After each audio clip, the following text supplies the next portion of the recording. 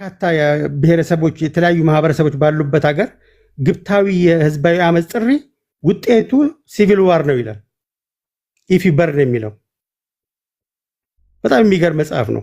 ከ2010 እስከ 2020 የተጠሩ አመጾች ውጤታማ ያልሆኑበትን ምክንያት ቁጭ አድርጎ ያሳያል። በተለይ የሶሻል ሚዲያ ጥሪ በውሸት በቅንብር በኮፒ ፔስት ህዝቡን በማስለቀስ ወጣቱን በማሳሳት ለአመፅ ጠርቶ ዝም ብሎ ግብ የሌለው ብቻ መንግስት ይውደቅ የሚል ትርጉም የለሽ ፖለቲካ አካሂዶ ውጤቱ ሲቪል ዋር ነው።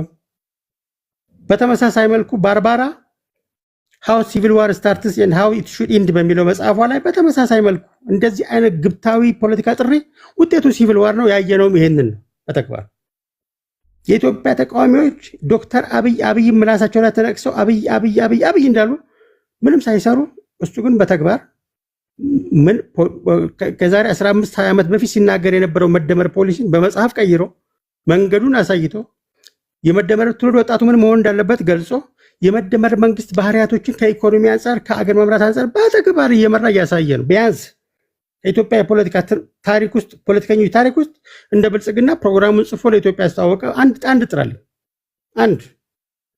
ይህን ስል መልአክ ነው እያልኩ አይደለም። ይህን ስል ፖለቲካ እንስራ ከተባለ ዝም ብሎ ቁጭ ብሎ 24 ሰዓት ተቃዋሚ ስለተባለ ብቻ ደንበኛት ስምን መላክ ያወጣል። ተቃዋሚ ሆኖ የተቀመጠ ፓርቲ ነው ያለ 40 ዓመት ሙሉ የአንድ ተቃዋሚ ፓርቲ 50 ዓመት ሙሉ የአንድ ተቃዋሚ ፓርቲ ሊቀመንበር የሆነ ሰው እንዴት ነው ዲሞክራሲ የሚያመጣልህ? ነገ ጠዋት እንዴት ነው ስልጣን የሚለቅልህ?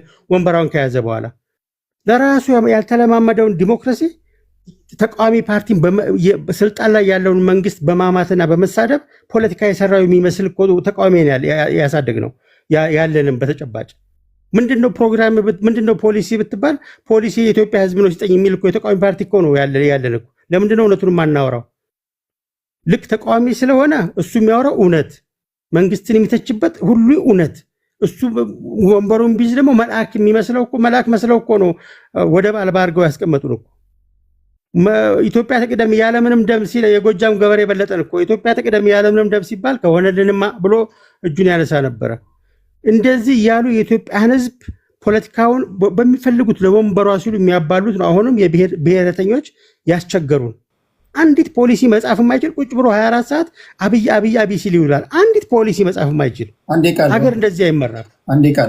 የዛሬ ተቃዋሚዎች የነገ ጠቅላይ ሚኒስትራችን የነገ ፕሬዚዳንታችን መሆን የምትችሉት እባካችሁ ፖሊሲያችሁን በስርዓት አትሊስት አማንግ ዩርሰልፍ እንኳን ፖለቲካ የሚሸጥ አማንግ ዩርሰልፍ እንኳን ፖለቲካ የሚሸጥ ባህሉን አስተዋውቁት። የኢትዮጵያን ህዝብ ሐሜት በቃን። 70 ዓመት ሙሉ ተማማን ተገዳደለን በቃን። ፖለቲካ እንስራ። አይዲያ አምጡ። ፖሊሲያችሁን ለኢትዮጵያ ህዝብ አምጡ። ቴዲ ደግሞ የመጨረሻ ማስጠንቀቂያ ምርጫ ሲቃረብ የውድ ፖለቲካ እንትቻለሁ ብላል። ይሄ መሆን የለበትም። አሁን ምርጫ ተቃርቧል። አይዲያ በመፍጠር በፖሊሲዎች ላይ በማወያየት እንደውም ምርጥ ማወያያ ወቅት ማወያየትም ያለብህ አሁን ነው ብዬ ነው የማስበውና አትሊስት በአንተም ያንተ ሚዲያ የፖለቲካ ሁለት ጽንፍ የያዙ ኃይሎች የሚወያዩበት ቤት ነውና ይሄንን ቤት